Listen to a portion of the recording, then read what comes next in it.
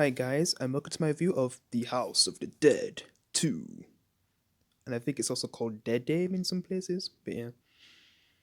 Man, I never knew there was a House of the Dead 2 until one of my followers told me. There's even a 3 as well. Man. And this one's actually like, say if you've watched the first one and you didn't like it, because man, that is a terrible movie. And if you somehow still like that, then you might find this movie even better than lol. But yeah, this is definitely a movie that was improved upon the original since it's a different director. Since this one was done by Michael Hurst, like he definitely did a better job than the previous director, who made so many awful video game movies like Far Cry as well. Yeah, he definitely did a better job on this one. And now I finally watched it because yeah, it definitely took so long for Christopher Harris, to finally review this. Yeah, it's been written for a long time. I'll do House of Dead 3 sometime next year, between January and March. I just don't know when. Even though it could be at Halloween again, but that's kind of a long wait. So yeah. But yeah, I guess I can get into the plot and characters. Alright, so the synopsis says as a college campus becomes a breeding ground for zombies, investigators Alexandra, Emanuela Banguera, and Ellis Edquin are charged with putting a halt to the beast killing spree in order to learn more about the contagion that's plaguing students, professors, and other unfortunate. The duo need to get their hands on some infected blood. Doctor plans to use the blood to make a vaccine, but the zombies ain't cooperating. They'd much rather make a meal out of Alexandra and Ellis. Even though they're not the only characters in the movie, like, this movie has a huge cast. And more likable too. Well, most of them. There's like, I don't want to say three. I'd say two that are not really, likable. Definitely say that. And then there's actually some people who I've grew up with on other shows and movies that are also in this movie. Like, so yeah, this movie does have a good cast, and I guess we'll just go down now. Yeah, this movie came out in 2005. Its budget was 6 million, but who knows how much it made back? Because I'm just finding about this movie, so yeah, like the ratings, oof. Amazon, I guess for Amazon, I guess that kind of counts as a good rating, but Rotten Tomatoes and IMDb, oof. And I feel like the rating should be higher because it's actually decent. It's nothing brilliant. It's definitely decent, I'd say, compared to the original movie, which definitely deserves all of its criticism. All right, so yeah, the main characters, Alexandra and Ellis. I already said who they're played by, Emanuela Vega and Ed Quinn. There's Colonel Jordan, the one who tells them about the mission and assigns them to the school that gets overwhelmed with zombies. And then there's Sid Haig, who actually passed away last year. Rest in peace. He basically plays Professor Roy Curian from the games. And even though we already had a Roy Curian in the previous movie, I don't know if like, that's just the thing. Like, this is kind of messed up now. Like, I feel like I need to have a discussion with someone, maybe Christopher Harris, after he watches this. Like, because I don't know if this is basically set. Like, the first scene is basically set at the very beginning of the zombie apocalypse. So that kind of, well, not really, because if you think about it, that other character who's called Kyrian, that could just be like a random Kyrian, not even related to the main and actual Kyrian. Yeah. So yeah, it doesn't really mess it up really because he had a different first name, I think. Yeah, unless he's related to this guy, who knows? But yeah, I guess you'd count this guy as a real Kyrian since he has Y in his name, and that other guy he had a different name in the first movie at the end. Yeah, when he reveals his real name. And then who was Henson again? I can't remember if that was the blonde lady who was also in the team. Then there's Sticky Fingers, Sergeant Dalton. Oh yeah, Nadine Velasquez. Yeah, Rodriguez. Yeah, I know her from My Name Is Earl. If any of you grew up with that show or watched it, Daniel Southworth didn't really see much from him in the movie because he's one of the early ones who die. Billy Brown, like people who have seen How to Get Away with Murder, you probably know him from that. And he's been in a lot of other stuff as well. yeah, they definitely have a good cast in this movie, and even this guy Theo Wassi from Sons of Anarchy and I guess Luke Cage. I don't remember seeing Masioko Stanley Ton. I don't know when he was in the movie because I know him from Heroes, one of my favorite shows of all time, mainly because of the first season. Yeah, I don't remember seeing him in the movie at all. So it must have been a small scene, just like with Theo Wassi. He probably just had like a small, because he just had a small scene at the beginning, and the scene is just like him cheating on someone's girlfriend or something. That was his scene. Yeah. I don't know if I'd watch this again because I can't remember when Masioka was in the damn show. Not show, sorry, movie. I'm getting mixed up with Heroes and House of the Dead 2. That's weird. But yeah, this is all the cast. And then there's one that does betray him who I don't like, I guess. He's probably like the worst character. I don't know if it was Bart. Bart. Of course his name's Bart. Yeah, I don't know if that was the character. I think it was. James Park, played by James Park, yeah, Bart. It's funny that his name's Bart. Hello. O'Connor, he kind of came off as annoying, the kind of things that he'd say, especially when he actually got in danger. Cringe. It's like a cringe version of "Game over, man, game over."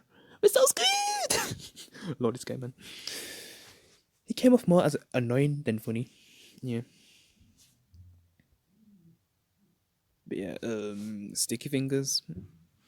You'd think he was going to be one of the ones who would survive at until the end, but I guess this movie came out in 2005, and yeah, that's just all I'm gonna say. And really, we just see Ellie Cornell at the beginning of the movie when she assigns them. Yeah, so there's not really much to say about her. But yeah, Victoria Pratt. Yeah, since I don't really care about spoilers, I'm just saying them anyway. But yeah, she does die in the movie, but she was cool. Like with she was one of the last ones who survived, made it through most of the movie. Yeah, and it kind of sucks that she dies for nothing if you think about it. Yeah, that sucks because well, I'm not really going to talk about the end anyway, so I'll just really showing you the cast really. But yeah, I guess the rest of it's spoilers. So yeah, like I said, instead of just Ellis and Alexandra, which if they went in by themselves, because man, the zombies in this movie are pretty dangerous. It just takes one bite and it's all over. Because we basically see this whole team get massacred because without them, they wouldn't last like 5 minutes by themselves. No way. Without people to, I guess, sacrifice themselves for them. And like when it gets to a point where a lot of people start getting bit, and since people keep making mistakes where they try to help them but then they turn so fast and they get bit, you just have to put down, like if you see your teammate get bit, you're just gonna have to put them down, you know yeah, because it does get crazy. Yeah, I'm just really surprised how dangerous the zombies actually are. And in the I can't remember how many people survive in the original movie, but I think most of them survive. I can't remember if anyone dies. It's not really a movie I like to watch, so yeah, I can't really remember. It still seems like a lot more survived the movie compared to this one. Like a lot of people died in this movie, and man, the way how it ends, which I'll get to soon. But yeah, this is one of the things that make it a better movie. You get to see a lot of more zombie action and zombie kills. I don't just mean zombies dying, like getting like some zombie action. Basically, we do see some survivors getting killed a lot. And when it got to the point where Catalina died, I was like, no. I just call her Catalina instead of Rodriguez because I knew her from that show, so I didn't want to look at her death when her partner had to put her down. Because man, all of them get massacred, and it's only like Ellis, Manson, and Alexandra at the end mostly, because they actually get a chance to escape, but while they're escaping, Ellis actually drops something that contains the blood they've been getting because this is the thing. So why Korean? All right, so I'm not even sure if this is because there isn't really much images as I could actually get for this movie. So I just got this one, but yeah. So basically, why Korean? Basically, I guess his wife died and killed the child, and I think he's trying to find a way to bring his wife back, while also creating immortality. You know, that pun from well, would you really call it a pun? Not a pun. That cringy. I'm just gonna say cringy line from the first movie. You did all this to become immortal? Why? To live forever. Man, I guess that's kind of a cliche storyline. I guess it works for this movie. Like, it doesn't go too far where it gets to that level of cringe. But I guess they do Roy Killian better in this movie. But yeah, it does suck that he only survives for, well, not even 20 minutes into the movie. He dies pretty quick. Like, I say maybe first 10 minutes, 5. I don't know, between 5 and 10 anyway. You just see him being the reason why the first zombie actually exists. Yeah, because he first started. Well, even though we find this at the end, but I'm just gonna say all the Kyrian stuff that we find out for the whole movie. Because he did start with, after what happened with his wife and kid, he did start, stealing bodies from the hospital and did experiments on them to see if he could bring them back to life. And he then moved on. He moved on to, I guess, like people who were actually alive, and then doing things on them. And then this one actually came back, but then it killed him. Yeah. And then that's what started the first zombie. And then it just spread it out, and then everyone else started to get infected. Which, the way how they did it kind of reminded me of Zombieland, where you just seen the whole world getting infected with the zombies. It's just spreading all over the place. Yeah, that's always a cool beginning in Zombieland. So it's cool that it's cool that they did something similar, but this came out before, like, how many years before Zombieland? 3-4 years. Yeah, because Zombieland came out in 2009. So it's cool that we got to see it from this movie too. Yeah. Or would you say first? But yeah. And that's kind of the whole story, because they're basically going into this school, because the best, like, patient Zero is basically in there, and there's like 2 students who are still alive, who told the remaining survivors where to find patient Zero.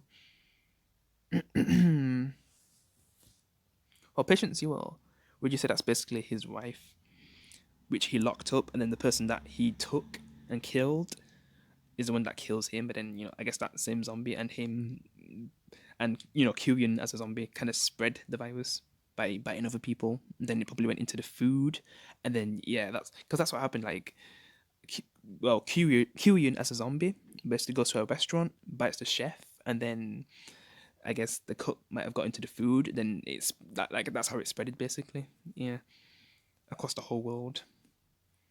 But then this cure, the only cure is with his wife, which they go into the school to get by getting a blood sample from her. And I think they just lock her back up afterwards. Well, no, did they kill her? Yeah, I think they took her out afterwards, even though they got locked in. Ellis and Alexandra, yeah. So it's not really a bad story compared to the original movie, because the original villain in the first movie, he just wanted to live forever. Where this person that, like, this villain actually had, would you call him a villain though, because of what he's trying to do? But when it got to a point where he was killing innocent people, he did cross the line. But I guess you can understand his goals a lot more, what he was trying to do, but it backfired as usual. So it's definitely a better done story. And I just wonder how the third story is gonna go, even though that's kind of made with a lower budget, probably. I think it is, yeah. For what it was released on, which we'll get to that when I review that movie. But yeah, definitely a better villain than the original movie. It was just cringe. Well, the whole movie's cringe, really. The dialogue. Yes, there's bad dialogue at the start of this movie, and it does get, better. Not brilliant dialogue, but it gets better. But yeah, I'm just gonna move on now. Alright, so I'm gonna talk a little bit about Bart, I guess. Yeah, definitely the worst character of the movie. And I'm not really gonna count Kyrian, because that's just, well, he started all this, so that would be cheating. So I'm just gonna, use Bart, from how he acts, like, because basically no one likes him, because he seems like he's a jerk, especially when he picks on the fat guy. Yeah. And then, like, there's that scene where he's taking a picture of a zombie, like, the hell is he doing? It's like he's trying to get himself killed, which it gets to a point where he does get bit and he has to cut his hand off, and he's like still slowly turning, and when it gets to the end where Alexandra and Ellis make it out, which it seems like. Which one does it seem like dies? I think it's Alexandra who. Where it looks like she dies because it gets to a point where she gets overrun by zombies, but then Ellis makes it out, and Henson basically kills herself because she got bit when they went back to get the blood sample because they dropped it. So basically, when he has the blood sample and gets out, Ellis, yeah, this guy just comes out of nowhere at gun and puts, but basically Bart has Ellis at gunpoint, asking for the blood sample, I guess, because it's slowly turning. But then Ellis says that we should get you and the blood sample to HQ, so maybe we can still save him, even though it probably looks like he was gonna die. But I just don't understand why Ellis was so dumb to give him the sample. I would, well, I just don't know how this would have worked out, or if Alexandra got there sooner, which I'm still kind of surprised she survived. I thought, like, the moment because they only had a limited amount of time when they actually went back, when they dropped the blood sample. Yeah, they didn't really have much time because there was going to be, what happens normally when a place gets overrun. The military always send a strike to, annihilate the entire area to get rid of the infection, even though it's kind of probably spreaded. Because they're only nuking the school, really, so it isn't really going to end anything. So yeah, they had to go back and get it. And then, when he gets outside, Bart's just there. And like I said, he was bitten. And he wants the blood sample to see if he can cure himself. But then he gets to a point where he gets shot by Alexandra from the back. Yeah. Which, cool. Like, I guess she's the MVP of the movie. I definitely say that. I guess Ellis second. Yeah. They definitely made a good team. Well, I'd say like 3 of them. Henson was good into the end. And her last words were she wanted Alexandra to, tell the sister something that that she loves her, something like that. I can't remember the exact words, but yeah, it just sucks that she died. But yeah, not really much to say about this guy other than him being the reason why this movie doesn't really end well. And what I mean is that there's not really a happy ending because of this character, because he does something selfish, and after he gets shot, he basically gets a grenade and blows himself up with the blood samples. And this is after the place has been destroyed. Like, the school's been destroyed by the military, so they basically got nothing, and this whole operation was for nothing, for the most part anyway. You just basically took out an infection in that area, but in a way they didn't really achieve anything, and all those people died for nothing. Yeah. Basically. And that's all because of this guy, Bart. So you can't say that he's definitely the worst character in this movie when it comes to the actual cast. Yeah. Since you can't really count Kyrian as the actual cast, but yeah. This guy's the reason why there wasn't really a happy ending at the end of the movie. Yeah. And I'm not sure if I think I made a mistake again. Oh no, I don't think I did, but because I know that someone, like one of the two, get infected at the end. I think I'm not exactly sure because they basically drive off afterwards. But yeah, but I'm just gonna give my final thoughts of the movie. All right, so I'm basically giving The House of the Dead 2 a 6.6 out of 10. I definitely think it deserves at least. It's not a bad movie. The beginning was a bit woof, but yeah, it definitely was a decent movie in the end. Yeah, for the most part. And the thing below, like, that's kind of a lie. Began with a bang and didn't let up to the end. It's kind of the other way around. If that even makes sense, but yeah. I definitely enjoyed the second, third act. It's just the first act is weak. Like, I didn't really start getting into the movie, and I was just kind of doing other things at the same time while watching it. But yeah, second and third act are definitely really good. And has a decent story, I guess. So definitely a 6.6 out of 10. I'm definitely not going any higher because, yeah. I'm not gonna go that far. But man, I'd be surprised if I gave the third one a higher rating, but we'll just see what they're gonna do with that movie. I just don't know what I'm gonna think of it. But yeah, at least I finally reviewed this movie for one of my followers, because he was waiting a long time for me to review this. And if he does want to have any more discussions about this movie, yeah, we can do that in the comments below. Or Discord, I guess. Yeah. But yeah, that's my review of House of the Dead 2, or House of the Dead 2 Dead Aim. Hope you enjoyed the video. I'll see you in the next one. Peace. With